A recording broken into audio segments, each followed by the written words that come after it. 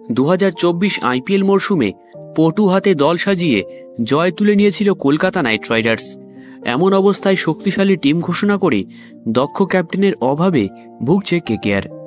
যদিও ইতিমধ্যেই সেই দৌড়ে প্রতিনিধিত্ব করছেন টিমের বেশ কয়েকজন তাবড় তারকা। অভিজ্ঞ প্লেয়ার অজিঙ্কা রাহানের নাম সেই টেবিলে বর্তমানে সবার উপরে। অবস্থা যখন এমন, ঠিক সেই সময় কলকাতা নাইট রাইডার্সকে নিয়ে উঠে এসেছে বেশ কিছু রিপোর্ট। তথ্য বলছে, আসন্ন আইপিএল মরশুমে কলকাতাকে হারাতে হলে তাদের 3টি দুর্বল জায়গা খুঁজতে হবে প্রতিপক্ষকে। তবে দুর্বলতা থাকলেও নাইটদের 3 শক্তিশালী অস্ত্র ঢেকে দেওয়ার ক্ষমতা রাখে সমস্ত দুর্বল অংশ। সত্যি কি তাই? চলুন জেনে নেওয়া যাক কলকাতা নাইট রাইডার্সের 3টি শক্তি এবং 3টি দুর্বল ক্ষমতা সম্পন্ন জায়গা। 2025 আইপিএলে কলকাতার সবথেকে বড় শক্তি। বেশ কিছু রিপোর্ট মারফত খবর, আসন্ন মার্চের আইপিএল আসরে কেকেআরের সবচেয়ে বড় শক্তি হতে চলেছে তাদের ব্যাটিং অর্ডার। হ্যাঁ, ধুরন্ধর ব্যাটসম্যানদের সামনে রেখেই শত্রুপক্ষের বিরুদ্ধে ঘুঁটি সাজাবে নাইট রাইডার্স, যেখানে কুইন্টন ডিকক, রহমানুল্লাহ গুরবাজ, অজিঙ্কা রাহানে থেকে শুরু করে দুরন্ত ফিনিশার রিঙ্কু সিং সকলেই রয়েছেন। ফলে এই প্লেয়ারদের উপস্থিতি আসন্ন মরশুমে আরও শক্তি সঞ্চয় করবে কেকেআরের বাকি দুটো শক্তি।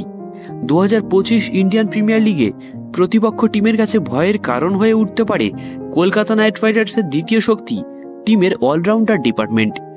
সেক্ষেত্রে বলে রাখি, আইপিএলের টিমের অবস্থা চাঙ্গা করতে আগেভাগেই তারকা allrounder Sunil Narine, Andre Russell, Venkatesh Iyer, Ramandeep Singh, Rovman Powell, Moeen আলীর মতো তাবড় অলরাউন্ডারদের টিমে রেখেছে নাইট ম্যানেজমেন্ট।